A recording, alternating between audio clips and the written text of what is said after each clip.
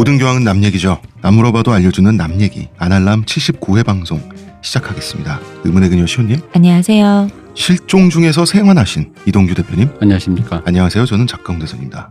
자, 대표님. 네. 어디에서 실종 중이셨나요? 잠시 모종의 일로 일본에 다녀왔습니다. 저도 치과하고 계신 줄 알았더니. 아닙니다. 제가 어떤 일로 네. 일본에 갔는데 처음 갔어요. 네네. 근데 제가 이제 어릴 때부터 일본 문화에 수혜를 받은 사람 아닙니까? 그렇죠. 그래서 논노를 보며. 그렇죠. 또 일본의 어떤 그 향수가 있는 사람인데 가긴 처음 간 거예요. 네. 또 왜 예전에 인터넷에서 돌던 전생 테스트 같은 걸 해보면 네. 예전에 이제 이런 결과가 한번 나왔어요. 뭐라고 나왔어요? 반도를 침탈한 일본 제국주의의 군인이었는데 내가 일본인이었는데 조선 안악내를 겁탈하다가 그의 남편에게 낫으로 당해서 죽었다. 그래서 이런 결과가 너무 기가 막혀서 예전에 하던 블로그에 썼었는데 네. 밑에 댓글에 네. 반갑습니다. 제가 바로 그 낫으로 일본인을 죽였다고 나온 사람입니다. 그 남편이 나왔길래 여자도 어딘가 있을 것 같은데 삼자 대면해 보고 싶다 이런 거. 웃긴다고. 여자분을 만나서 얘기를 해봐야겠다. 삼자 대면해 보자. 이거 모른다. 갑자기. 근데 그 전생 테스트 앙케이트 만들 때 네. 그 답변에 짜옹을 맞춰놨네요. 그러니까요. 그러게요. 근데 그러다 보니까 제가 어쨌든 전생에 일본 이걸 믿어보자면 네. 전생에 일본인인데 네. 조선인 여인을 겁탈하려는 죄로 대구 출신 유학자의 아들로 태어나 일생을 고통받으며 반도 땅에서 혼이 벗어나지 못하고. 제가 혼나면서 유교 폭행을 당하면서 그렇습니다. 잘하신 거죠. 그래서 오랜만이죠. 네. 실로 네. 거의 한 7, 100년도 80년 넘게. 만에 일본을 고국을 갔는데 매콤한 방사능의 향기 향기롭더라. 좋더라. 그래서 아주 즐거웠습니다. 이게 틈틈이 이제 다녔는데 근데 일본이 물가가 엄청 비싸더만요. 비싸죠 우리보다. 뭐 비싸긴 비싸겠죠. 왜냐면 우리 왜 무인 양품 있잖아요. 네. 그게 무지 네네. 비싸잖아요, 사실. 비싸죠. 근데 거기 갔는데 시부야에 무슨 로프트라는 데가 있어요. 로프트. 그런 팬시한 생활용품을 파는데요. 그 옆에 무지가 매장이 딸려 있어요. 네. 로프트를 한 몇십 분 보다가 네. 무인양품에 오면 무인양품이 싸. 일본이 물가가 그렇다. 근데 그렇다 해서 무인양품이 일본이나 싼 게 아니라 가격은 우리랑 비슷한데 상대적으로 비싸더라고. 밥도 좀 비싸고 한 1.78배 되는 것 같더라. 우리랑 그 GDP나 이런 거 차이 생각해보면 사실 싼 편이죠. 일본 사람들에게는. 그래서 제가 시부야에 갔는데 그런 느낌 있지 않습니까? 뭐예요? 여기서 청춘을 불태웠어요. 이 시부야인데. 내가 왜 다 여기서 늙어가지고. 인제사 와서. 불교의 계기 되어서 반도에서 뼈를 묻고 이제사 와가지고 늙어서 힘도 없다 이제 힘도 놀래니. 없고. 그러게 성범죄가 이렇게 안 좋다. 그렇습니다. 남자 여러분들은 조심하시고 전생 성범죄범이 일갈이었다. 그러니까 이게 나는 잠재적 가해자입니다가 아니라 나는 전생의 가해자였다. 가해자였습니다. 그래서 저처럼 고통받습니다. 대구 유학자, 성리학자 아버지 밑에서 한번 태어나 보세요. 그러면 이제 알게 된다는 거지. 재밌었어요. 자, 청취자 여러분, 오늘은 드디어 쇼펜하워를 합니다. 네. 저희는 광고 듣고 오겠습니다. 저한테서 뭐 달라진 거 느껴지지 않나? 뭐요? 아니 내 반짝반짝. 머리에서 반짝반짝이 아니라 빽빽. 흑채가 맞다 이거. 흑채는 아닙니다. 그럼 뭐 한방? 사람의 머리카락은 동물의 털이라는 거지. 그래서 동물 세포로 모근을 복원한다는 거지. 어떻게 가능합니다. 티스템 연구소의 동물줄기세포 배양액은 거짓말을 하지 않습니다. 나 이거 되는 거 보고 진짜 충격받았다니까. 지금 티스템 두피 클렌저와 두피 에센스를 검색해보세요. 과학이 당신의 모발에게 주는 선물 티스템입니다. 나 저 그 얘기하고 싶었어요. 뭐야? 저를 잘 부르질 않으니까 이제 늘 초반부터 늘 이렇게 들으시는 분들이 저 이름을 헷갈려 하시니까 요새 점점 더 시온이라고 하시는 분들이 많아져서 저는 시옷입니다, 여러분. 한글 자음의 7번째. 그렇죠. 네, 기억니은 시옷. 디귿 니을 이응 시옷. 미음 비읍 이응 시옷. 이거 왜 이렇게 힘들어 이거. 몰라. 가나다라 마바사의 그 사의 시옷입니다. 그러게 말입니다. 쇼펜하워. 바로 이 쇼펜하워 얘기를 해보겠다고 지난주에 저희가 회계를 했습니다. 대표님이 시켰죠. 대표님 시키고 혼자 일본 갔어요. 쇼펜하워 사실 헤겔이 훨씬 중요한 사람이죠. 뭐 그 이제 비중으로 치면 이제 이 사후에 이제 역사적 평가가 그렇게 된 거죠. 당대에도 좀 더 중요했습니다. 여러분께서는 쇼펜하워 편을 헤겔 특집의 재미있는 부록 정도로 생각해 주셔도 되고요. 아, 왜냐면 그렇게 얘기하면 내가 안 된다는 게 그렇게 얘기하는 건 마치 이런 느낌이잖아요. 뭐랄까 그 요즘에 하고 있는 그 파파이스 같은 프로를 보다가 네. 총수 옆에 정청래 의원이 앉아 있으면 네. 총수가 중요한 사람이죠. 정청래 의원 잊어주시고요. 정청래 의원도 나름 그래도 어떤 몫을 하지 않습니까? 했을 때 필도님이 당대도 그랬습니다. 총수가 더 중요한 사람 뭐 이런 느낌처럼 사람은 n분의 1로 똑같은 거 아닙니까? 너무 가치평가 기준으로 무자르듯이 얘기하니까. 근데 철학자들의 비중이라고 하는 것은 결국 영향력으로 평가될 수밖에 없는 거고요. 물론 쇼펜하워가 더 중요하다고 생각하는 분들도 있습니다. 쇼펜하워 철학도 만만한 철학은 아닙니다.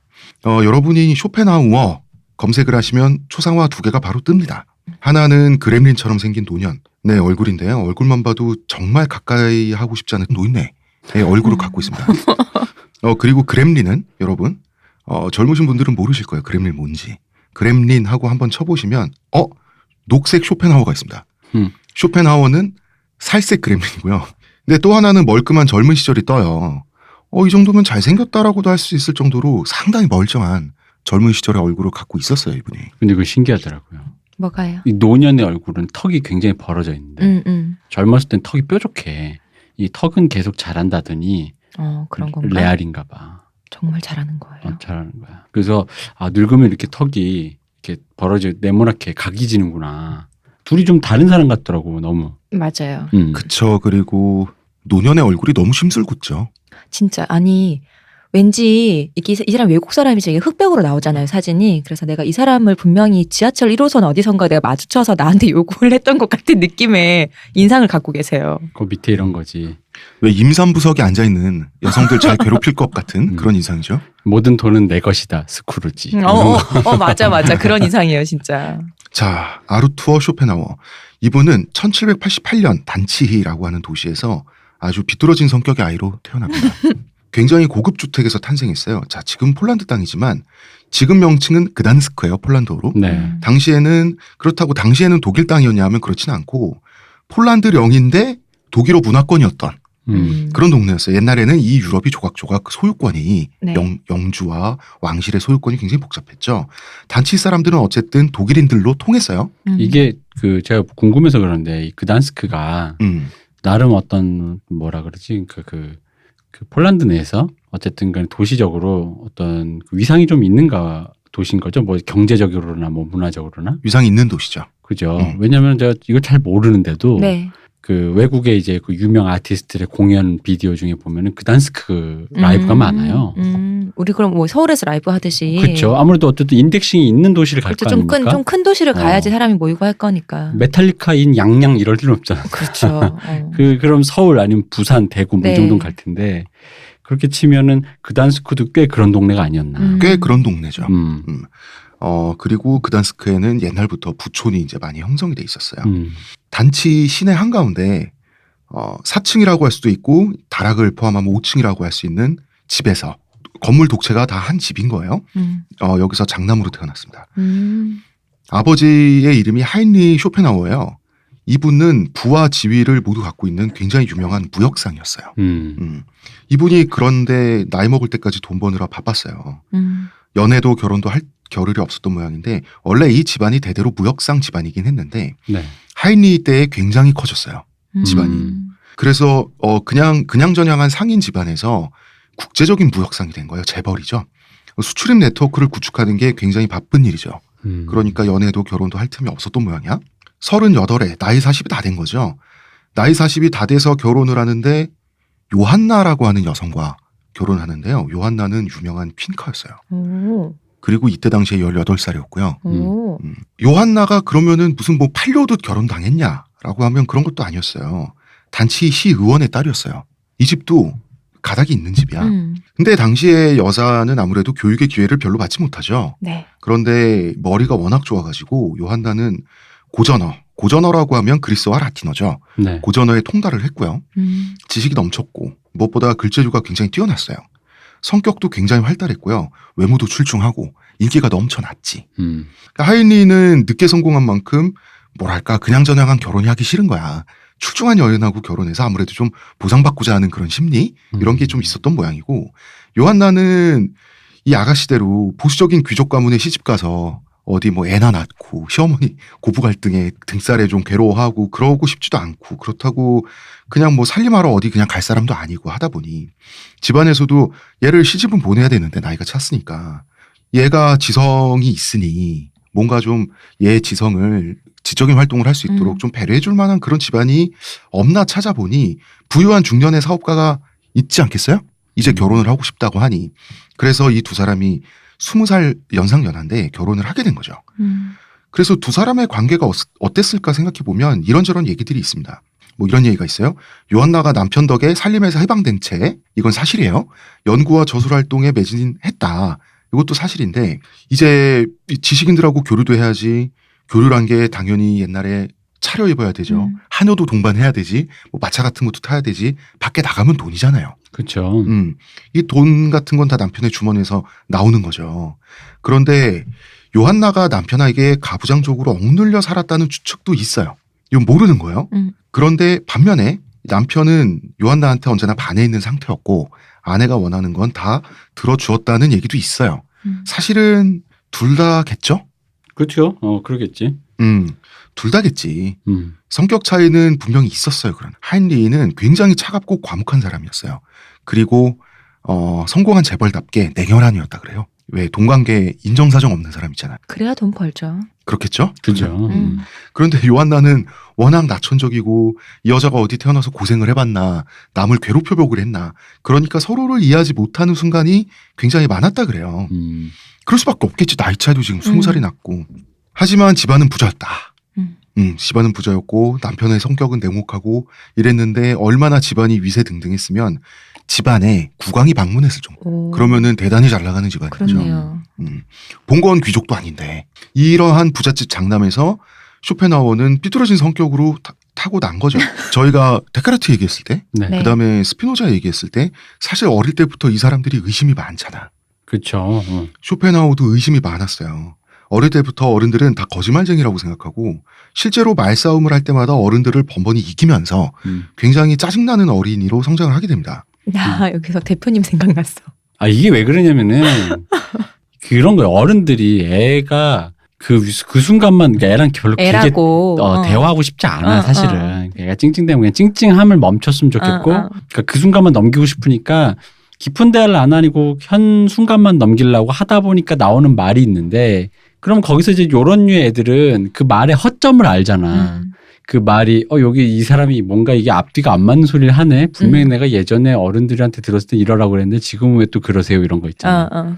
예를 들어 뭐 아빠가 나랑 급하게 나가는데 늦어가지고 횡단보도를 그냥 빨간불에 건넜어. 나보고 맨날 파란불에 건너려고. 그래서 물어봐. 아버지 왜 빨간불? 그럼 그냥 야 뭐 그럴 때도 있는 거지 뭐 이렇게 어른의 사정이랑 그런 거 이렇게 넘어가면 차라리 난데 그게 말이라면서 또 괜히 괜히 또 찔리니까 헛소리 딱 하다가 그럼 이제 애한테 이렇게 바로 반격 당하는 거거든요. 근데 이제 이게 어른들이 애를 좀 이렇게 그 순간만 모면하려고 몇 마디 던지다가 역으로 이렇게 맞는 경우거든. 근데 그게 여러 번 주변 어른들이 좋은 분들이 모르겠는데 여러 번 이렇게 빵꾸가 나는 구멍을 딱 자꾸 들키게 되는 순간에 애가 일단 어른들을 불신해요. 이 사람이 그닥 신뢰가 높은 사람은 아니다. 라는 거. 그리고 아버지와 어머니의 성격이 너무 극단적이니까 사실 쇼펜하우어 같은 경우는 어느 장단에 맞춰야 될지 모르죠. 이럴 때 어린이는. 그런데 머리는 굉장히 좋았어요. 신동이었는데 어머니는 자기는 세상에 모자란 게 없잖아요. 사실 요한나 입장에선. 세상이 나를 웰컴 해준 사람이잖아요. 그런 사람이잖아요. 근데 애가 자기 하나밖에 없는 애가 여동생이 나중에 태어나지만 애가 쓸데없이 성격이 음울하니까 어머니는 걱정되죠. 애가 좀 잘못됐나? 얘는 돈 많은 아빠와 낙천적인 엄마 밑에서 자라면서 왜 이렇게 매사에 부정적일까라는 생각을 하게 돼요. 안 예뻐해 주는 것도 아닌데. 그렇죠. 쇼펜하우어는 이 꼬맹이 쇼펜하우어는 꼬맹이대로 엄마라는 사람은 왜 저렇게 맨날 웃고 살까? 이게 이상한 거야. 뭐가 좋지? 왜 매사에 낙천적이지? 그리고 뭘 믿고 저렇게 자신감이 있을까? 이런 생각을 하게 돼요. 내가 이게 어릴 때부터 저혈압이 있네. 아, 저혈압 있으면 이렇게 돼요? 이렇게 사람이 싹 이렇게 내려앉거든요. 그런데 요한나는 사실은 독일어 문학권에서 굉장히 중요한 인물이에요. 독일어 문학사상 최초로 가명 대신 실명으로 책을 발표한 여성이에요. 그 전까지 사람들의 관념은 이런 거 있잖아. 여자가 감히. 이런 게 있어가지고 남자 이름으로 몰래 출판하거나 혹은 가명을 새로 만들어. 그런데 이제 사실 비밀은 없잖아. 그쵸. 본인이라는 걸 세상이 다 알아도 왠지 그렇게 해야 되는 게 좀 조신한 모습이랄까? 그런 게 굳이 있었는데 요한나는 뭐 어쩔 건데 하고 실명 출판을 해버리거든요. 그래서 여성사에서도 나름의 위치가 있는 인물이에요. 그만큼 자신감이 있었던 사람이고요. 이런 요한나는 자기 아들한테 웃어라. 밝은 생각을 해라. 야, 다 괜찮다. 엄마가 동화책 읽어줄까? 사람들한테 그렇게 성내면 안 된단다. 이럴 수밖에 없는 거죠. 근데 꼬맹이 쇼펜하우는 왜 웃어야 되지? 내가 지금 즐겁지가 않아. 왜 즐겁지? 뭐가 괜찮지? 동화책은 다 거짓말인데? 왜 나한테 거짓말을 읽으라고 하나? 이런 식이었어요. 그러니까 극혐 초딩이야. 피곤한 초딩이네요, 진짜. 초글링이야. 피곤하다. 아니. 근데 이런 애들은 그러니까 그냥 어른처럼 진지하게 얘기를 하면 오히려 그 편한 애예요. 이런 애보다 남자애들은 주로 이 호르몬이 뻗쳐서 저 짐승처럼 구는 게 정말 힘들어. 그게 힘들지 이런 애는 안 힘들어 솔직히. 근데 이제 이런 애는 문제가 뭐냐면 이제 그런 기회가 있을 때 나가 잠깐 놀아 이러면 안 노는 게 문제인 거예요. 그래서 자기를 지켜보다가 빤히 보다가 뭔가 이 어른의 허점, 어른의 사정을 캐치한 후에 그걸로 나의 그거를 이제 공격을 하는 거죠. 피곤하지. 요한나도 피곤했어요. 걱정도 많았고. 요한나는 애가 이제 성격이 좀 삐뚤삐뚤하니까 이 성격을 고치려고 많이 노력을 했는데 애가 머리는 또 좋아. 콧방귀도 안 끼지. 스트레스 받잖아 엄마로서. 그리고 아버지도 걱정이 많았어요. 애가 너무 사색적인 거야. 이거는 장사를 나중에 사업체를 물려줄 때 돈 계산하는 남자한테는 별로 유리한 성격이 아니죠. 공감 능력이 좀 없어야 되잖아. 공감력 없긴 한 것 같은데 크게 있어 보이진 않는데. 그러면서 아무튼 함부르크로 이사를 가게 됩니다. 함부르크는 함박 스테이크가 만들어진 곳이죠. 네. 함박이 함부르크입니다. 이때가 쇼펜하우어가 이 꼬맹이가 5살 때였고 이때는 또 5층 건물을 통으로 매입해서 집으로 쓸 만큼 환경 자체는 굉장히 좋았습니다. 뭐 아버지의 서재가 웬만한 도시마다 하나씩 있었다고 하니 9살 때 여동생이 태어나요. 그래서 부모가 생각해 보기에 이 우울한 남자아이가 분명히 여동생을 괴롭힐 거다. 딴 데 보내야겠다 해서 또 프랑스에 맡겨요. 애를. 프랑스에 아버지 하이니 쇼펜하우어의 친구가 있었단 말이야. 여기에 아들을 맡기면서 돈도 좀 이렇게 쥐어주면서 이 애가 프랑스어를 좀 배웠으면 좋겠으니 좀 봐달라고 한 거야. 그래서 프랑스에서 이 꼬맹이가 2년 만에 프랑스어를 마스터합니다. 굉장히 잘했다 그래요. 머리는 되게 좋은 거지. 왜 프랑스어냐면 외국어가 중요한 거예요. 아버지가 무역업을 하니까. 무역업을 물려줘야 하니까. 그죠. 그래서 당연히 아버지는 지금 이 집안에 대대로 사업체를 갖고 있고 지금 아버지 때 커다랗게 이렇게 성장한 사업체 이 집안의 종손이거든요. 당연히 쇼펜하우어의 미래는 정해져 있는 거죠. 제사를 많이 지내고. 제사를 많이 지내고? 그치. 종손이니까. 이 아버지는 쇼펜하우어가 프랑스어를 마스터하니까 요놈 머리 좋잖아. 만족을 한 거예요. 그래서 상인 전문 양성 사립학교가 옛날에 있었다고.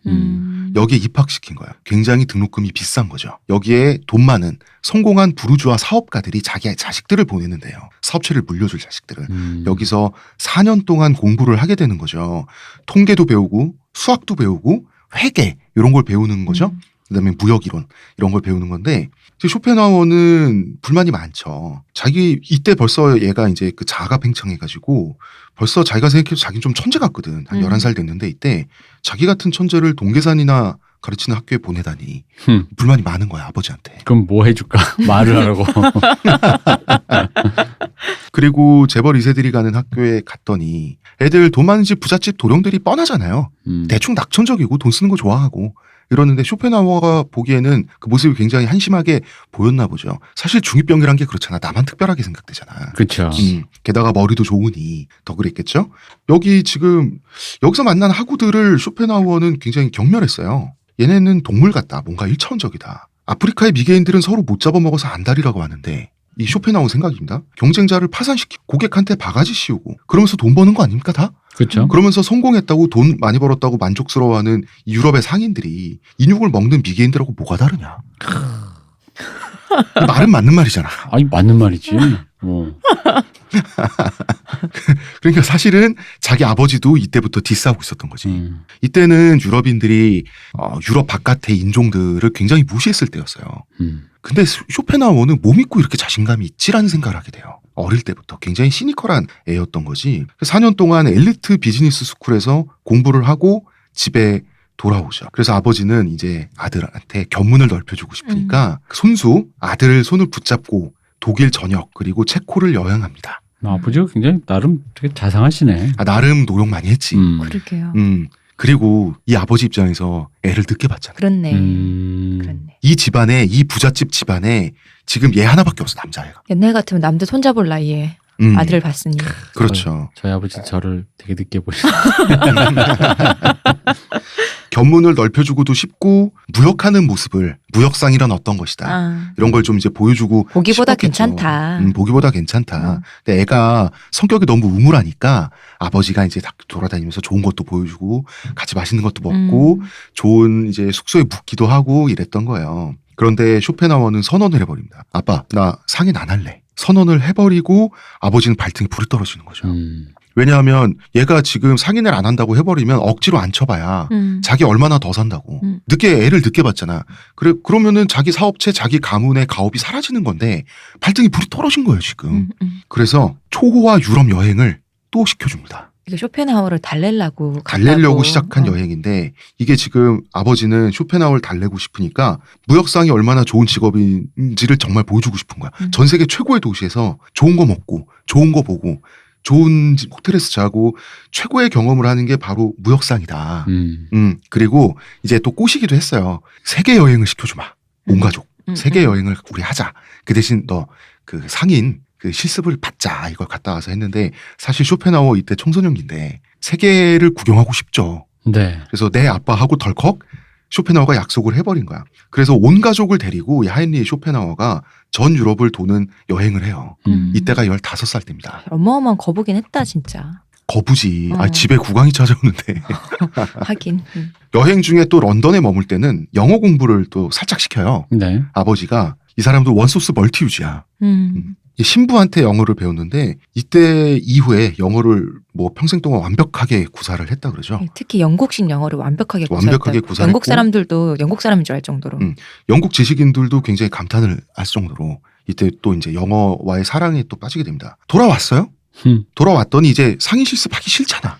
그렇죠. 정작. 그래서 16살 때 견문을 아버지 내가 조금만 더 넓히면 안 될까? 그래서 나 프랑스 좀 갔다 올게. 그래서 아버지가 또 프랑스 그래 갔다 와라 하면서 또 돈을 줘요. 다시 이제 프랑스에 가서 거기 사창가에 가가지고 청소년이니까 이때 뭐 놀고 싶은 거 다 놀고 유럽을 돌면서 돈을 펑펑 쓰고 견문만 넓히고 있네. 원래 견문을 넓힌 다음에 뭘 하라고 하는 거잖아요. 그렇죠. 견문만 넓히고 있어. 그렇지만 이제부터 비극이 시작되는 거죠. 아들의 마음을 돌리는데 하인리는 결국 실패했어요. 이제 찌뿌둥한 거야 아이가. 근데 어떻게 아빠가 시키는데? 그 보통 아빠도 아니잖아. 어디 그 동네에서 뭐 그 배관공하는 아저씨가 아니잖아요. 아빠가. 이제 쇼펜하우는 그 자기가 태어났던 단치로 끌려갑니다. 16살 때. 거기서 실습 상인이 되는 거죠. 이 실습 상인이란 게 뭐냐면 아버지가 소유한 수많은 가게 네. 중에 하나에서 거기서 이제 점원 노릇을 하는 거야. 왜 우리나라 드라마에 보면 바로 재벌들, 실장님 되고 이런 거. 뭐 바로 실장님도 되지만 왜 밑에서부터 키우잖아. 밑에서부터 키우는 척하면서 척하면서 사실은 고속 네. 승진 코스가 준비되어 있는 거죠. 이게 다 아버지 인맥에 의해서 전 유럽의 네트워크가 구축이 돼 있었던 거지. 그런데 무관심하죠. 근데 사실은 감시욕으로 거기 가게 점주 붙여놨을 거 아니야. 네. 이때부터 이제 숨바꼭질이 시작되는 겁니다. 화장실 좀 갔다 올게요 했는데 3시간 있다 와. 알고 보니까 동네에서 열리는 천문학 강연 같은 거 있죠. 네. 여기 가서 듣고 오고 얘는 공부를 하고 싶어. 오너의 아들이기 때문에 뭐라고 할 수가 없지. 그렇네요. 손찌검은 할 수가 없죠. 그리고 얘가 오너 될 수도 있는데 아니 밀고도 할 수 없을걸? 함부로 말 못하겠다. 그렇지. 당시 유럽에서 지금 이때쯤 되면 한 200년 전이죠 대략. 네. 당시 유럽에서 점원, 견습생 이런 건 거의 구타에 엄청나게 노출돼 있었는데 쇼펜하워를 누가 건드립니까? 게다가 경쟁자가 있으면야 예를 들어 뭐 그 후계자 경쟁을 하고 있다. 그렇죠. 후계자 싸움이라든지 이런 그럼 거. 이제 사실 아버지한테는 잘 안 간다고. 왜냐면 아버지한테 잘 뭐 이렇게 밀고 해봤자 아들이 권력지면 나는 나가리니까 아들한테 잘 보여도 될 판에. 그러나 만약 후계자 경쟁 구도가 있다면 경쟁자에게 돈을 받고 이 정보를 그럴 수 있죠. 줄 수는 있지. 쇼펜하우어한테는 경쟁자도 없었어. 그래서 점원이면 사실 점원부터 시킨 건 뭐냐면 손님 들어올 때 고개 숙이고 인사하고 웃는 법을 가르치라는 거잖아요. 그런 거잖아. 그 돈을 버는 상인이라고 하는 것은 돈 앞에서 비굴해 줄 줄 알아야 되는 거잖아. 그죠? 근데 손님이 이제 들어오면은 물건 고르세요 하고 책 읽고 있는 거야. 이 점원은. 쓰레기네. 수학, 역사, 문학 등에 푹 빠져 살았어요. 사실 이렇게 공부 열심히 하면 요즘 우리나라 부모님들은 좋아해야 될 텐데 네. 이거는 지금 그 가업을 물려받아야 되니까 아버지는 이제 미치고 환장을 노리신 거지. 그때마다 이제 번번이 그 대표님 말씀대로 자기 부하 직원은 고자질을 잘 못하니 자기가 변정하고 가서 적발하고 막 이랬단 말이야 아버지가.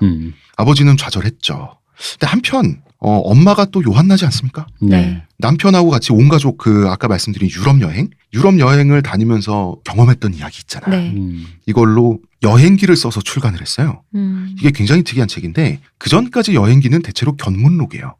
다녀왔다 이러이러했다 이런 거. 견문록이에요. 그러니까 정보 서술하는. 전달이죠. 예를 들어서 뭐 북경에 갔다 오면 북경 견문록 같은 거지. 네. 다 많은 사람들이 못 가는 그런 도시는 어떤 옷을 입고 어떻게 살더라. 그런 이런 거죠. 거. 다큐멘터리 같은 어떤 네. 그런 건데 이 당시 사람들도 런던이 뭐 하는 데인지 파리가 뭐 하는 데인지 다 알아. 이거는 감성적인 글쓰기란 거. 그러니까 중국에 가면 용이 산다 점점점인데 요즘으로 치면 용 너란 생물 뭐 이러면서 어딘가의 길거리를 걸으며 자유를 만끽하는 그 기분 뭐 이런 식의 여행기 있잖아요. 이걸 쓴 거예요. 그런데 굉장히 참신하죠. 이때 200년 전입니다. 이거 우리나라에서도 이거 한 90년대가 넘어가야 유행을 한 건데. 그치 90년대에 유행했지. 네. 지금처럼. 음. 지금 인스타그램 같은 데 네. 갔을 때 감성 싸이 돋는 때문에. 싸이하고 그럴 때 그 오만 감성 돋는 그런 거 많잖아요. 많았죠. 그걸, 나는 가끔 눈물을 흘린다. 그치. 내 눈은 눈물을 흘리기 위한 도구인가 이러면서. 이게 이런 것들이 국가가 허락한 유일한 마약 음악 이런 거. 이게 유행이 지나가고 되돌아보면 별거 아닌 것들인데 당시에는 굉장히 그 붐업이 되잖아 이런 게. 그럼요. 이게 막상 눈앞에서 이게 지나고 나서 이 거리를 둬서 보면 웃기고 자빠졌는데 눈앞에서 딱 보면 이게 딱 와닿는 게 있어. 와닿는 게 있지. 그래서 대단히 주목받았어요 어머니가. 근데 남편의 입장에서는 좀 서운해했다 그러더라고요. 아니 왜 이렇게 해서 이거 주목받고 그럼 돈도 좀 벌지 근데 않아요? 인쇄 들어올 텐데. 어차피 돈이야. 어마어마하게 많은 집안이고. 이거 나가서 쓰는 게 아니라 어쨌든 지가 집으로 벌면 그러니까. 100원이라도 벌면 그게 어디야. 왜 서운했냐면 자기는 가장으로서 아들 하나 잘 키워보겠다고 이렇게 고생하면서 그 아르투어 쇼펜하우어 자기 자식 눈치를 엄청 봤어요 아버지가. 상인 좀 어떻게 시켜보려고. 이렇게 고생하는데 아내한테는 이 감숙성 넘치는 낭만이었단 말인가 이 모든 게. 네, 어떻게 이런 생각을 한 눈치를 거야. 안 보겠어요. 이렇게 입 바른 소리 하는 어린이였는데 어릴 때부터. 그런 식으로 좀 서운해했다 그러는데 나이 차이도 20살이 하긴. 안 하고. 이게 좀 이해가 안 가는 지점이 있는 거지. 생각해보면은 쇼펜하우어가 15살이면은 아버지는 거의 50대가 다 됐잖아요. 아니지 60대가 다 된 나이잖아요. 그죠? 근데 엄마는 20살짜리 엄마는 아직도 30대 40대 이렇잖아. 엄마 훨씬 좋지 그러면 같이 가면. 그럼. 더 감성 돋을 거 아니야. 그리고 이왕 하는 여행 즐겁게 하는 게 뭐가 문제인지도 모르겠고. 이런 결혼 좋은 것 같아. 남자나 여자나. 예전에 그 저희 사회 시간에 배웠던 그런 것 중에서 결혼론 중에 그게 있었어요. 아, 그래요? 남자는 이런 경제적인 면을 볼 때 남자는 한 20살에서 30살 정도 차이 나는 여자를 결혼을 해요. 뭐 일찍 죽을 거 아니에요. 그럼 부를 물려주잖아. 그럼 그 여자가 또 그만큼 나이 차이가 나는 남자랑 결혼을 하는 거지. 그런 식으로 물려주라는 그러니까 난 이게 뭐 그런 거 있었어요. 남자 여자를 떠나서 그냥 경제력이 있는 사람이 좀 더 어린 사람과 이렇게 이게 나쁘지 않은 것 같아. 이렇게만 선선할 수만 있으면 괜찮은데. 뭐 요한나의 입장에서는 굉장히 좋은 결혼이었어요. 인연이 내 돈 빼먹는다 이러면 또. 아니 그 돈이 조금 있는 집안도 아니고 이 집이. 인연이 내 돈 빼먹는 건 있잖아요. 막 이렇게 월급쟁이여도 그렇고 재벌이어도 맞아. 그럴 애가 그러는 거야. 그러니까 내 말이 그 말이야. 돈의 규모와 상관이 없어. 그러면서 아내는 자기의 어떤 고통과 외로움을 잘 이해를 못 해주는 것 같고 아들은 이게 내가 아들이 자꾸 상인되는 걸 거부하려고 하니까 네. 좌절하죠. 그런데 이 쇼펜하우어 집안 내력이 정신병, 우울증 이런 게 가족력으로 있어요. 원래 하이니 쇼펜하우어 윗대에도 한 2명 정도가 자살을 한 적이 있어요. 선대에 집안 자체가 음울하게 돈 계산하는 그런 스크루지 집안 있잖아. 약간 집안 내력이 좀 그런 집안인데 이 하인리에게 우울증이 도지고 말아요. 그리고 비극이 시작되는 거죠. 그렇게 돈이 많은데 왜 우울증이 도지는 거지? 그렇죠. 이렇게 여행도 펑펑 다닐 수 있는데. 근데 이런 말 하면 또 사람들이 비웃는다. 왜요? 돈 많은 사람들이. 네가 돈이 있어 본 적이 없으니까 그렇게 말하는 맞아요. 거야. 있어본 적이 없어서요. 맞습니다. 전 있어 보고 싶습니다. 저도요. 돈 엄청 많고 우울증 걸리고 싶습니다. 돈 많아서 우울한 거 한번 해보고 싶다. 얼만큼 많으면 우울해질까? 한 1,000조? 근데 1,000조는 너무 어마어마해서 우울해지겠다. 우울해지지. 아니, 내가 왜냐면 나도 우울해지게 생각해본 게. 그런 거 있잖아. 왜 이거 세다가 내가 언제 죽지? 뭐 이런 거 있잖아. 왜. 아니, 그런 게 있잖아. 내가 사고 싶은 게 많잖아요. 근데 1,000조쯤 되니까 그런 생각이 들더라고. 그러니까 굳이 내가 안 사도 이미 저게 다 내 거라는 생각이 있잖아. 예를 들어 내가 1,000조 있잖아? 통장에 현금으로 있잖아? 그러면은 지금 우리 망원동에 녹음하잖아요? 걸어가다가 이 건물 괜찮네? 사는 거지. 전화해가지고 안 판대? 2배로 올려줘. 안 판대? 일단 불러와봐. 그래가지고 그게 사실 그게 되는 사람이잖아요. 람보르기니를 사고 싶다. 걸어 들어가서 사면 되잖아요. 그죠? 이미 내 거나 마찬가지잖아요. 이미 내 거인 그치. 거예요. 언제든지 살 수 있는 상황이기 때문에 그건 이미 내 거라서 내가 람보르기니가 필요한 순간이면 잠깐 강남에 택시 타고 가가지고 이거 그냥 됐어. 새 차로 드리겠습니다. 일주일 후에 뭐 됐어. 내가 여기 전시한 거 그냥 빼갈게 그냥. 해놓고 됐어. 유리창 깨고 나가. 그다음에 유리창은 내가 나중에 물어줄게. 이렇게 하는 거지. 그 왜 소녀시대 수영 씨가 이제 백화점 안 간대잖아요. 갖고 싶은 게 없어서. 그러니까 다 사서. 그러니까 그런 것 같아. 돈을 쓰다 보니 뭐 쓸 거 더 살 것도 없고. 그러니까 이 사람이 욕심 나는 것도 없고. 인생의 유일한 낙이라긴 좀 뭐하고 그러니까 어떤 그 하나의 목표 의식이 이제 자식과의 어떤 그 자식 잘 키웠다 이런 소리 어떤 듣고 싶었었다는 것 같기도 하고 가족과 자식을 건실한 사업가로 키워서 그치, 내 사업을 물려주는 사람으로 이 집안 사업을 물려주고 이제 편안히 눈 감아야 되는데 이게 이 사람 마지막 말이 꼬여버린 거죠. 그런데 이제 꼬이니까 이 사람 우울증에 도진 거예요. 자, 저희는 광고 듣고 오겠습니다.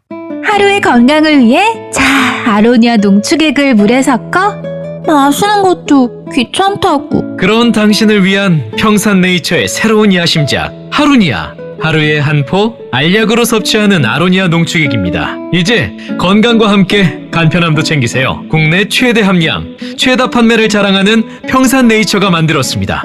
전 편한 게 제일 좋아요. 하루니아. 1805년 4월에 함부르크에 운하가 있습니다. 네. 이 운하에 시체 한 구가 떠오릅니다. 이 시체를 건졌어요. 건져서 보니 이 동네 최고 재벌 하인리 쇼펜하우어였습니다. 이 해는 저번 주에 말씀드렸던 헤겔이 예나대학교의 무급 교수가 돼갖고 그 눈물 어린 자소서 그거 허름한 하숙방에서 네. 이제나 저제나 어떻게 먹고 살까 하면서 여관집 주인 아줌마랑 썸 타던 때였어요. 그때 그 내가 방송으로 편집하면서 네. 자소서를 쭉 듣는데 네. 그 말이 떠오르더라고. 뭐예요? 이 슈스케 같은 데서 그 심사 보시는 분들이 절실하다면서 뽑아주잖아요. 절실함이 느껴졌어요. 뽑아줬는데 무급이야. 이 예나대학 총장 윤종신 절실함이 느껴졌어요. 급여는 없어. 급여는 없어요. 자, 하인리의 시체가 떠올랐습니다. 굉장히 충격적인 당시에도 뉴스죠. 지금 우리나라로 치면 그냥 신문에 보면은 신문 뉴스에 나오는 이름 있는 재벌이 강물에 시체가 돼서 떠 있다고 생각을 하면 굉장히 황당한 일이거든요. 그죠? 이거는 이제 사망 원인은 자기 소유의 물류 창고에 이제 혼자 고독하게 들어가서 무슨 사색에 잠겨 있었던지 울었던지 했겠지. 이 물류 창고에 밤새 혼자 있다가 물류 창고에는 그 물건 보관을 할 때 습기가 차면 안 되니까 항상 통풍창이 있잖아요. 높은 곳에. 높은 곳에 거기 쌓여 있는 물건들을 타고 올라가서 통풍창에서 떨어져 죽은 거예요. 바깥으로. 당연히 자살로 추정이 될 수밖에 없는 것이죠. 당연히 타살 아닙니까? 그러게요. 이렇게 돈 많은 사람인데 경쟁 업체를 한번 아까도 얘기했지만 우울증을 돈이 많아 겪어본 적이 없기 때문에 그럴 리가 없다고 생각합니다. 당대 재벌이 우울증으로 이렇게 죽음을 맞게 된 거죠. 쇼펜하우어는 당연히 엄청난 충격을 받게 되죠. 아버지가 이렇게 자살을 했다고 하면 그리고 쇼펜하우어는 죄책감에 사로잡히게 되죠. 당연히. 그러니까 이런 타이밍이면 이제 보통 자식들이 왜 생전에 어른들의 말을 좀 들어줄 거리라는 유의 로직으로 이제 청개구리 엄마 묘 쓰듯이. 그렇죠. 그래서 죄책감을 느끼면서 생전에 그래서 고인의 어떤 나를 통해 원하시던 게 뭔가를 이제 상기를 하죠. 그렇지. 그리고 사실 불효 조금 했잖아. 내가 왜 그랬을까? 그 뭐 불효야 내가 싫대는데. 그렇긴 한데 이제 와 생각해 보면 아빠가 사채비 써갖고 유럽여행 보내준 것도 아니고. 그러니까 이게 앞으로도 우리가 이제 이 쇼펜허의 인생에 대해서 얘기하겠지만 쇼펜허가 그 되게 핵심적인 이 세계의 철학에 대해서 파고들었음에도 불구하고 하나 놓친 게 이거예요. 그건 그냥 부려도 뭣도 아무것도 아닌 거거든. 내가 싫은데 뭐 그냥 일어난 현상인 것뿐인데. 일어난 현상인 거고 내가 싫은 거고 이 양반과 내가 뜻이 안 맞았다는 거고. 아이고 대표님 중이 제 머리 뭐 갈까요? 그러니까 그런데 그거를 그러다 보니까 이 양반이 그런 류의 죄책감과 그것 속에서 이렇게 계속 이렇게 평생을 맴돌잖아요. 네. 사고 방식이 여혐으로도 빠지고. 그래서 더 어두워졌죠. 이 죄책감에 사로잡히니까 잘해드릴 걸 내가 왜 그랬을까 이러면서 아버지 사업을 물려받기로 결심해요. 이때는. 그래서 함부르크로 다시 돌아가서 상인 실습을 계속합니다. 그런데 정신 차려보니까 함부르크에서 열리는 천문학 강의에 내가 와 있는 거야. 그래도 나는 냉장고 꺼내서 퍼먹고 있는 자기를 보는 거거든. 이제 자기도 절망스러운 거죠. 하고 싶은 건 인문학 공부, 이런 과학, 철학, 수학 이런 건데, 그러니까 돈 계산하는 게 싫은 거야. 쇼펜하우어는 싫어, 너무 싫은데 어떻게 될지 모르겠는 거야. 이게 돈을 안 좋아하니까. 이게 원래 돈을 잘 버시는 분들이 그러니까 돈을 못 버는 이유가 돈을 벌어서 뭐 할까를 생각하는데 돈을 못 번다며. 돈 자체를 버는 걸 좋아야 된다고. 돈 자체가 좋은 거라며 그냥. 돈 자체가 좋아야지 된다고. 그런 사람이 돈 잘 번다면서요. 액수 자체에 흥분을 해야 된다고 그러더라고요. 네. 그러니까 돈이 손에 쥐는 그게 자체가 쾌감이 있는데 근데 그건 아닌 거죠. 일종의 그것도 페티시즘이라고 볼 수가 있겠다. 그렇죠. 우리 이제 이 돈 갖고 이제 이 쇼펜하우어로 치면 이제 책 사고 뭐 할 거를 그러니까요. 생각하겠는데. 무력이랑 좀 다르잖아, 이거. 그렇지. 이렇게 쇼펜하우어는 그 청강생 그 강의실 있잖아요. 네. 강의실과 함부르크의 그 가게 사이를 왔다 갔다 하면서 이제 방황하고 있을 때 요한나는 이제 엄마는? 과부가 됐죠. 네. 네. 요한나는 바이마르에 가서 바이마르 공화국이라고 할 때 그 바이마르입니다. 네. 바이마르에 가서 살롱을 열었어요. 자, 살롱이라고 하면 이 프랑스어죠. 네. 살롱은 이제 지식인들이 모여들어서 얘기도 하고 그걸 뭐라 그러죠? 향응을 제거.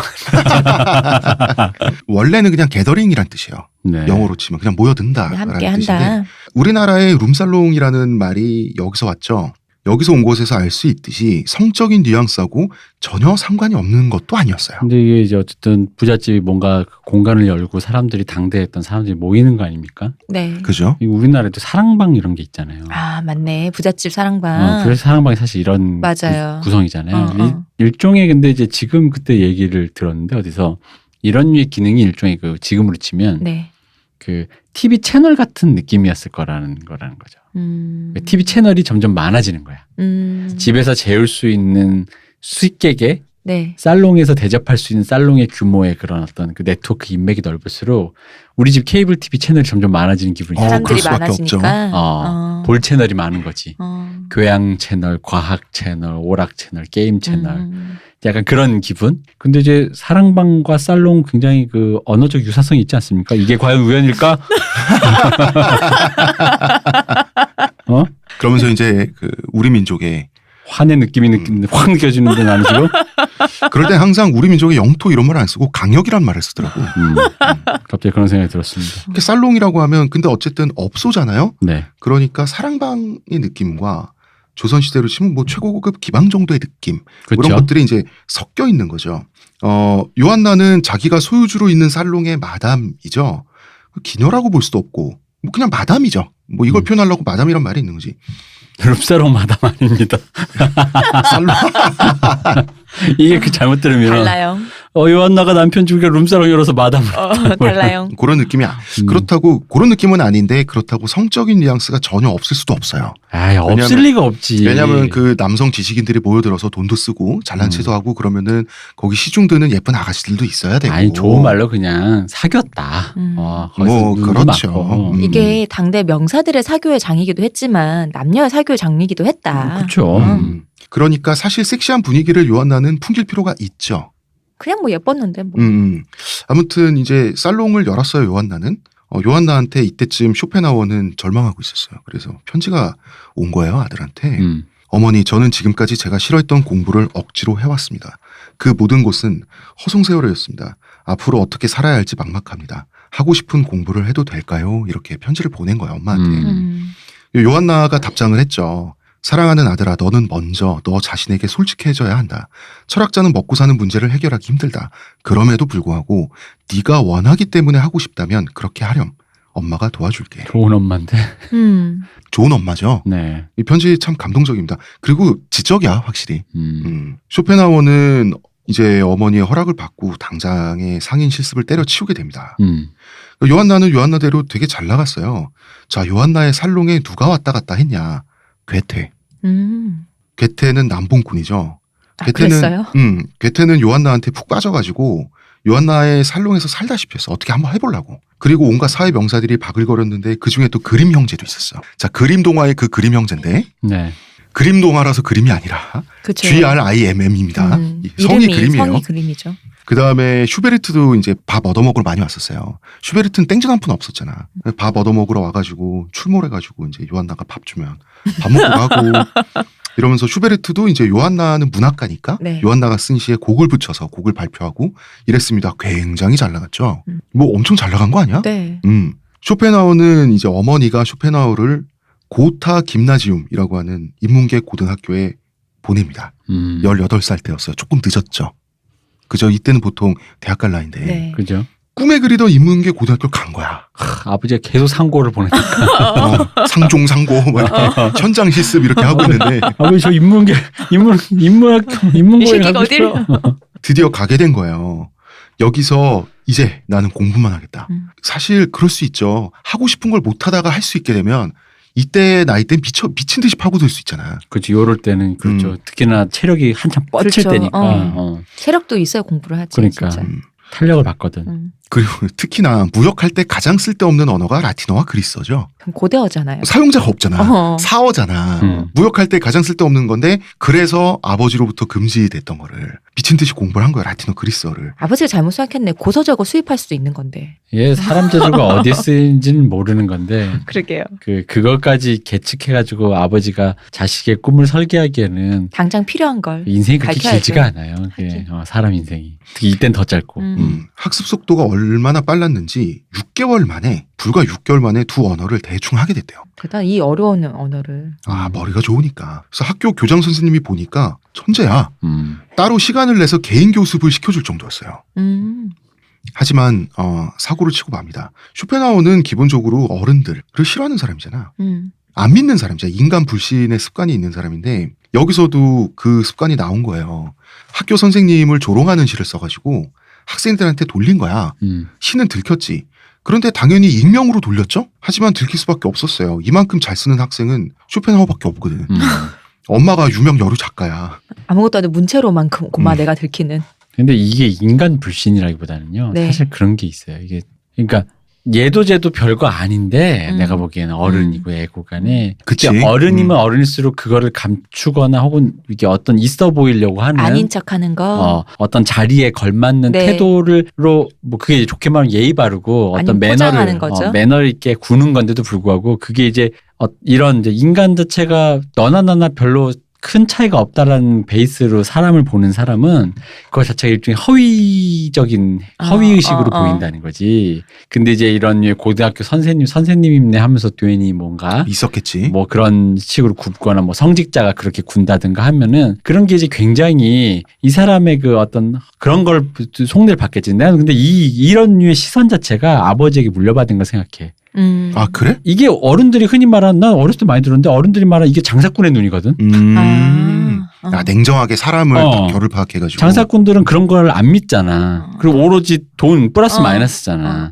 그래서 장사꾼 왜 어른들도 그 얘기하잖아. 특히 그 산업공상에서 네. 상을 제일 밑으로 놓은 이유가 그거잖아. 돈을 만지기 때문에 사람을 사람으로 보지 않고 돈으로 보고 그래서 되게, 천박하다. 천박하다는 거지. 근데 그거랑 같은 맥락. 근데 그게 장사꾼의 눈이거든. 그러니까 그 눈은 가진 채로 얘가 그 사이 약간 통찰력까지 있는 데다가 글도 잘 쓰니. 글도 잘 쓰고 그 어떤 그 엄마의 그런 어떤 감수성 돋는 그게 있었겠지. 그러다 보니까 이제 인간 불신이라기보다는 인간의 그게 잘 보이는 거겠죠. 굉장히. 그 낙차가 못 견디는 거지. 그럼 인간이. 이제 그 후대 철학자들이 인간 불신자라고 하는 그 인간 불신 대신 약간 그 뭐라고 해야 될까? 투시. 인간 그러니까 투시. 이 사람은 내가 보기에 사람의 그 낙차를 못 견디는 거야. 어릴 때 근데 이럴 때 있지 않나요? 사춘기 때. 그치, 어릴 때. 근데 요게 이제 이 사람은 심한 거지.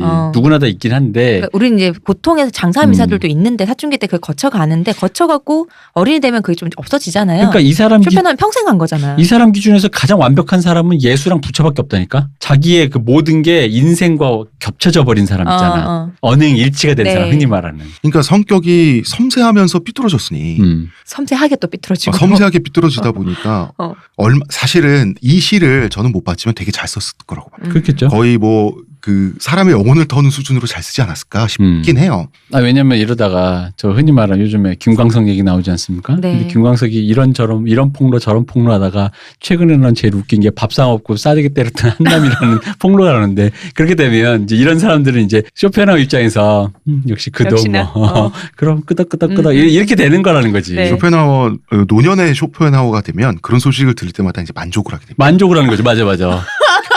결국 인간은 같다라는 자료가 또 하나 채집이 된 거죠. 그렇네요. 그런 거지. 어떻게 됐냐? 교장 선생님은 충격받았습니다. 자기가 교장인데 따로 수업 자기가 따로 과외를 해줄 정도로 애착을 가졌던 제자인데 이런 짓을 하니까 교장은 애껴 줬더니 뒤통수를 쳐요. 어떻게 이럴 수가 있냐? 자기를 욕한 건 아니지만 자기 그래도. 부하 선생을 욕한 건데 그래서 어쩔 수 없어. 당시에 독일 200년 전에 독일 김나지움이라는 게 진짜 우리 80년대 고등학교 뺨치거든요. 얼마나 엄격할 때. 얼마나 엄격할 때야. 킹스맨에 들어갔어야 된다. 매너맨 엑스맨인데 매너가 없어 애가. 그러게요. 당연히 퇴학을 당하죠. 그렇게 인문계 김나지움을 원했는데 6개월 만에 시 한 편 잘못 썼다가 잘리고. 근데 있는 집 아들인데 그거 했다고 자르는 것도 되게 또 엄격하다. 엄격하죠. 김나지움이 굉장히 엄격하죠. 우리나라 군사문화라고 하는 게 독일 김나지움 문화에 많은 영향을 받았습니다. 기합이라든지 퇴학당했죠. 퇴학당하고 갈 데가 어디 있습니까? 엄마 품에 돌아와야지. 함부르크에서 점원 실습하다가 고타 김나지움 갔다가 6개월 만에 잘리고 바이마르에서 살롱을 오픈하고 한참 오픈바를 받고 있던 엄마 품에 돌아온 거예요. 사실관계를 따지면 상인 안 해도 된다. 엄마가 도와줄게라고 말하고 학교에 입학시켜줬는데 사고치고 온 아들이 잘못했다 그래야죠. 그렇죠. 그렇지. 그잖아. 엄마한테 잘못했다고 해야지. 그런데 바이마르에서 엄마가 운영하는 살롱으로 돌아온 쇼펜하우어는 엄마의 모습을 보고 갑자기 충격을 받게 돼요. 괴테하고 싶은 대로 해. 우리 괴테 하고 싶은 거 다 해? 우린 쓰레기야. 아니 지금 곧 얘기할 쇼펜하우어의 시선이 지금 이런 거잖아. 그치. 이런 거예요. 쇼펜하우어는 아버지가 돌아가서 난 너무나 슬픈데 아버지가 돌아간 게 비극이잖아요. 엄마라는 사람은 왜 다른 남자들 앞에서 웃고 있지? 물론 살롱을 운영하는데 상복을 입고 앉아있을 수는 없어. 들어오세요. 이럴 수는 없단 말이야. 상복 입고 앉아서. 그것도 다른 의미의 패티시가 있었겠네요. 컨셉으로 상복 컨셉. 그러니까. 대표님 대중성이 없잖아. 모르지. 아니 이 사람들 다 좀 이렇게 힙한 사람들이라 이렇게 어떻게 뭐가 될지 모르지. 새로운 유행이 될 수도 있는 건데 베일 이렇게 드리고. 그렇지 베일. 당신 써왔어. 이거 방사능 효과야 이거. 내가 봤을 때 무슨 상복 패시시야. 살롱이라는 공간 자체는 밝고 즐거워야 되잖아. 그리고 소유주인 마담이 당연히 그 분위기를 유지하고 있어야 되는데 쇼펜하우어는 우울하잖아요. 지금까지 했던 게 다 실패했고 학업도 다 실패하고 고등학교 잘리고 아버지에 대한 죄책감도 시달리고 있어서 왔는데 살롱이 너무 밝고 음악이 울려 퍼지고 있고 어머니는 웃고 있고 다른 남자들 괴테 이런 사람들은 자기 어머니한테 다 슬쩍슬쩍 왜 그거 있잖아. 추근덕대면서. 추근덕대고 있는 거야. 거기다가 엄마는 예뻐. 엄마는 예뻐. 혹시 그 초상화 보셨어요, 엄마? 요한나도 사진이 남아 있거든. 초상화가 남아 있는데 있죠. 마지막에 이제 조금 나이 든 모습으로 웃고 있는데 확실히 눈에 되게 낙천성이 보여요. 밝은 사람이야. 근데 어디서 누구랑 많이 닮았다 했는데 여러분 혹시 마루미드 아리에티라고 일본 애니메이션 있거든요. 그 아리에티의 엄마로 나오는 캐릭이랑 좀 닮았어. 그 캐릭이랑 닮았다. 네, 한번 나중에 확인 한번 해보세요. 그래서 쇼펜하우어는 엄마의 도덕성을 갑자기 의심하게 돼. 이 사람은 평소에 의심하는 게 습관이니까 혹시 엄마는 아빠가 죽기만을 바라고 있었던 것은 아닐까? 아빠 타살. 엄마가 엄마가 돈을 노리고. 사실 엄마는 아빠로부터 해방돼서 아빠가 남겨준 유산으로 이렇게 살롱을 열어서 떵떵거리고 살려고. 즐기며 살려고. 이 남자 저 남자와. 이러면서 엄마하고 각을 세우게 되는데요. 사실 하이리히 쇼펜하우어 죽음이 아내인 요한나한테 해방인 것은 맞긴 맞았어요. 그죠? 자, 남편의 죽음 때문에 그리고 유산 덕에 화려한 살롱 생활을 하게 된 건 사실이죠. 그런데 말은 말해야지. 그렇게 따지면 쇼펜하우어도 아버지의 죽음으로 상인의 운명에서 해방됐잖아. 그러니까 해방된 건 맞는데 아버지랑 그 늙은 가장이라고 하는 재벌집 가장이라고 하는 존재는 어느 정도는 억압적일 수밖에 없잖아요. 식구들에게 당시에 또 독일 사회에서. 팩트를 네. 가지고 팩트만을 나열하는 게 아니라 팩트를 넘어서 관심법과 그 수사들을 채워놓으면 이런 식의 이제 서술이 되는 거예요. 그리고 팩트를 자기가 생각하기 유리한 쪽에 예를 들어 팩트. 돈이 넣는 많아서 거죠. 한 끼에 한 2만 원짜리 밥을 먹는다. 그 다음 여기까지가 원래 끝이야. 네. 뭐든지. 근데 그 다음에 수사와 가치 판단을 붙이거든. 호요식한다. 사자성어가 좋아. 자기 기준에서거든. 그게 되게 자의적인 거란 그쵸. 말이지. 이렇게 누구가 누구 예를 들어 요즘에 래퍼 도끼가 네. 원래 도끼 씨의 음악이 이런 게 스웩이란 말이야. 나 돈 많다. 실제로 그래서 그다음에 방송에 이제 그런 돈 거 되게 많은 많이 게 나왔었잖아요. 많이 나오잖아요. 네. 자기 집 공개하고 어. 차 공개하고. 그럼 이제 항상 그건 도끼가 솔직히 말하면 도끼가 돈을 잘 벌든 말든 도끼가 범죄를 하지 않는 이상 그게 발치받건 이런 것도 아니죠. 아버지한테 받았건 자기가 자수성가했건 그냥 도끼 잘 사는 거예요. 네. 잘 산다요. 그리고 그게 신기하다지. 음. 근데 이제 그게 젊은 애가 사는 게 그게 왠지 고가운 건지 항상 듣는 말이 뭐냐면은 도끼를 인정해주고 싶은 거야. 애들이. 그래서 자수성가가 달라붙는단 말이야, 항상. 근데 그 자수성가라는 건 도끼를 칭찬하는 말인 것처럼 들리지만 일견 그 말이 뭐겠어요. 불로소득은 인정할 수 없다. 그렇지. 도끼가 만약에 이게 자수성가가 아니다? 쓰레기인 거야.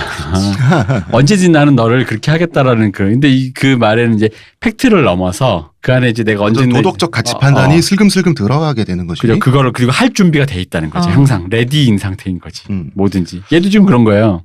그렇지. 근데 애초에 재벌이 20살 연하의 문학적 재능이 있는 여성과 결혼할 때는 이런 말하면 좀 비정하지만 자신의 재력으로 아내의 예술 활동을 얼마든지 지원해주겠다는 암묵적 계약 같은 거는 사실 원래부터 있던 관계잖아. 아니 뭐 그런 걸 트로피 와이프라고 하는 거죠. 뭐 서로 그럴 수 있는데 이걸 나쁜 쪽으로만 해석을 하면 자기가 그러한 결혼의 탄생의 결과입니다. 엄마 꽃뱀.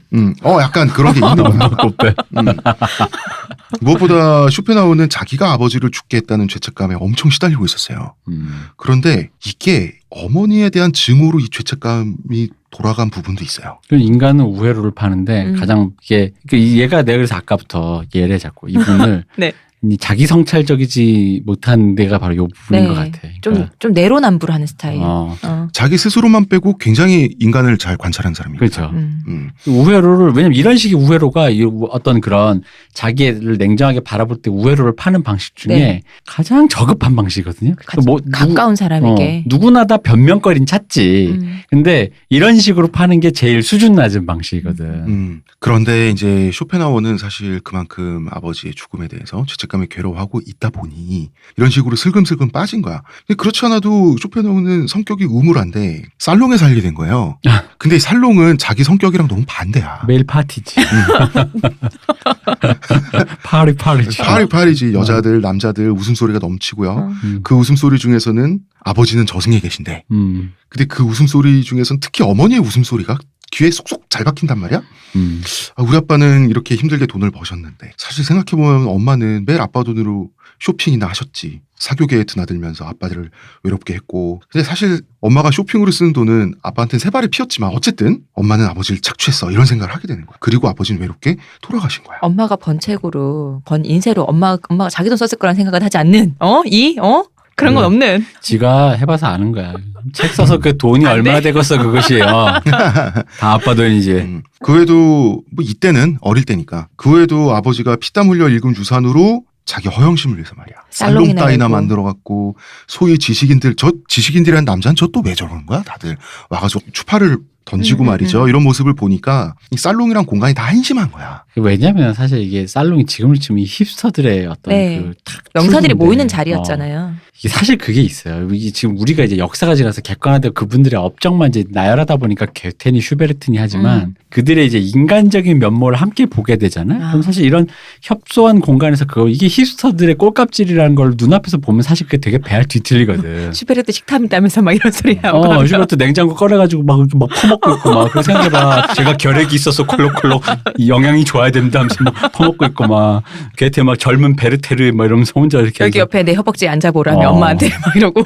인간적으로 이게 멀리 떨어져 그분들의 업적만 보고 있으면 그냥 훌륭하신 분들인데 특히나 또 이 정도 되려면 엄청난 힙스터들인데 이 힙스터들의 그 꼴값지를 눈앞에서 보고 나 봐라 오늘 나이키 샀다 뭐 이러고 있잖아. 1997년 모델 사왔다 뭐 이러고 있으면은 시간을 달려서. 중고로 샀겠지. 근데 이제 그러면 이제 이게 이쪽 그 물에 빠져가지고 같이 힙질을 하는 사람이 모르겠는데 그 물이 아닌 사람 눈에 보면 이게 진짜 그렇거든요. 근데 문제 쇼펜하우는 거기서 살아야 돼. 그렇지. 심지어 거기 계속 살아야 돼. 거기가 집이야. 그거 어떡하겠어. 죽을 노리신 거지. 심지어 클럽 아니에요. 사는 곳이. 클럽 안에 겹방. 할 말도 없고 고등학교에서 잘린 건 자기니. 그러고 있었어요. 이때부터 이제 어머니를 의심하게 되면서 여혐이 본격화되는데 괴테를 처음엔 되게 싫어했어요. 자기 엄마한테 찝적대니까. 누구나 다 그렇죠. 추근덕추근덕 되니까 이제 이랬었는데 괴테가 말이죠. 괴테와 그 괴테를 중심으로 모인 독일 최고의 문학가들이 일주일에 이틀을 이 살롱에서 지냈다 그래요. 죽돌이인 거지. 살롱 죽돌이인 건데. 난 또 사람 생각했네. 죽돌이라 그러셔갖고. 아 죽지 않은 돌고래? 네. 죽돌이 죽순이 할 때 그거였는데 괴테가 보니까 말이야 다 큰 놈이 빈둥거리고 있어 살롱에. 쟤는 누군가. 그래서 쟤 누구냐고 했더니 그 여기 살롱집 엘보인가? 아들내미인데 여기서 담배 파는 삼촌이에요. 야 라면 좀 갖고 와라 이러면서. 여기 살롱집 아들내미인데 저기 어디 그 고등학교 다니다가 그 잘려가지고 와서 지금 그 밥축 내고 있다고 이렇게 얘기를 들은 거예요. 와, 그렇게 표현하니까 진짜 애가 노답이다. 마담 자식 농사 좀 잘못 지셨네. 딱인데. 나랑 다시 짓자며. 그러니까. 좋다. 괴테가 청년 일로 와봐. 자네 뭐하는 친구인가? 이러길래 이제 그 쇼펜하우는 기분이 나쁘니까 투투가 된 거예요. 아유 뭐 냅둬요 막 이랬는데 괴테가 이 친구를 보니까 말을 몇 마디 섞어 보니까 굉장히 명석하다는 느낌을 받게 돼요. 그래서 사실은 어머니는 아들이 우울한 것만 걱정하잖아. 어머니 요한나의 걱정은 이 아들이 자기 아들이 성격이 너무 안 좋은데 아들이 행복하게 살길 원하지. 그죠? 아무리 봐도 얘가 철학책을 너무 많이 읽어가지고 이 철학가들의 말들이 얘를 고민에 빠뜨리고 상념에 빠뜨리고 얘를 우울하게 만드는 것만 같은 걸로 어머니 눈에 보일 수 있죠. 그렇죠. 그래서 아들이 행복해졌으면 좋겠다가 요한나의 생각이었다면 괴테는 얘 뭐가 있는걸? 이런 생각을 하게 돼요. 그래서 쇼펜하우는 점점 여혐이 싹트게 됩니다. 이게 확증 편향이죠. 결론을 미리 내려놓고 나면 그다음부터는 증거를 채집하는 거야. 봐봐. 어머니는 자기 배로 난 자식인데도 나의 재능을 알아보지 못하는데 괴테 아저씨는 나랑 몇 마디 하고 바로 내가 똑똑하다고 그러잖아? 사실 내가 천재인 건 내가 잘 아는데? 본인 생각이지만. 네. 역시 남자 형이 나를 알아봐줘. 역시 여자는 열등한 거야. 이런 식으로 이제 자꾸 여혐으로 빠지게 되는 거예요. 그리고 이것이 비극적이게도 제 생각입니다만 아버지의 죽음에 대한 죄책감에서 탈피하려는 그런 본능적인 마음에서 이렇게 된 것 같아요. 난 이게 시작이 된 것 같아요. 아버지의 그 비극적인 죽음에 일조한 사람이 나만은 아니다. 라는 거를 더 하는데 많은 어떤 기여를 했겠죠. 많은 기여를 했고 나중에는 전적으로 엄마 때문이다라고 믿게 돼요. 이 확증 편향이 심해져가지고 그리고 이제 이 집안에서 유일하게 좀 보통스럽다라고 하는 사람은 아델레 여동생입니다. 9살 어린. 예, 9살 어린 쇼펜하우의 여동생인데 아델레를 빼면 뭔가 좀 조합이 약간 잘못됐다기보다는 뭔가 좀 어긋난 느낌? 뭐가 좀 발해가 났다? 그런 저희가 느낌이 자주 있어요. 쓰는 아버지, 그렇게요. 어머니 그리고 쇼펜하우 이 세 명은 서로 성격도 서로 극단적이고 서로 좀 우리 식구는 서로가 서로를 참 이해하지 못한다라는 관념을 이 세 사람은 갖고 있었고 아버지는 또 이 가정사를 어떻게 하지 못해서 그 돈 많은 사람이 자살을 하고요. 그런 게 좀 있는 거죠. 가족이 원래 좀 그런 거긴 한데 서로 제일 잘한다고 생각하지만 서로 사실 잘 모르잖아요. 그런 것도 있고 아버지도 우울한 성격이다 보니까 아버지가 살아계실 때는 집안이 침울해서 쇼펜하우어한테 편했다고. 자기 차라리. 성격이랑 맞으니까. 근데 이 집안이 살롱으로 바뀌고 나니까 쇼펜하우어 입장에서는 이게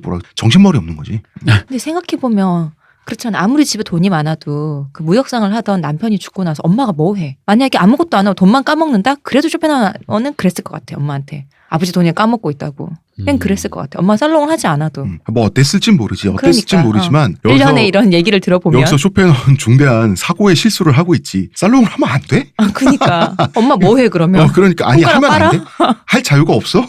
조용히 뜨개질이나 하고. 그치. 뜨개질하면서 자수나 놓고. 나에게 편지를 써주면서 좋은 말만 해주시는 그런 이제 그런 고고하게 귀부인으로 이제 딱 계셨어요. 어차피 상인 집안인데. 그리고 당신은 여자가 뭔가 일을 할 수 있는 게 훨씬 적었을 거 아니에요. 돈을 벌 수 있는 수단이라는 게 거의 없었을 거란 말이지. 귀부인은 그 남편이 있어야지 귀부인을 하지. 아니, 그거지. 아마 쇼펜하우어가 원했던 우리 어머니의 모습은 조신한. 검은 베일을 들이고. 그러니까 조신한 미망인이었겠지. 조신한. 참, 이 새끼 뭔가 어디서 꼬여가지고. 자, 여러분 1부는 여기까지 하겠습니다. 1부의 제목은 제가 아버지의 그늘이라고 줬는데요. 2부로 가게 되면 이제 그 이후로부터 쇼펜하우어가 죽을 때까지의 쇼펜하우어의 남은 인생을 다룹니다. 2부의 제목은 어머니의 그늘이 될 것 같아요. 이 두 모자는 평생을 투닥거리면서 서로 싸우기도 하고 화해하려고 하다가 다시 틀어지고 하면서 평생을 서로 경쟁을 하게 되는데요. 그 얘기를 내일 하고요. 문혜근 여시님, 감사합니다. 문화평론가 이동규 대표님, 감사합니다. 감사합니다. 저는 작가 홍대선입니다.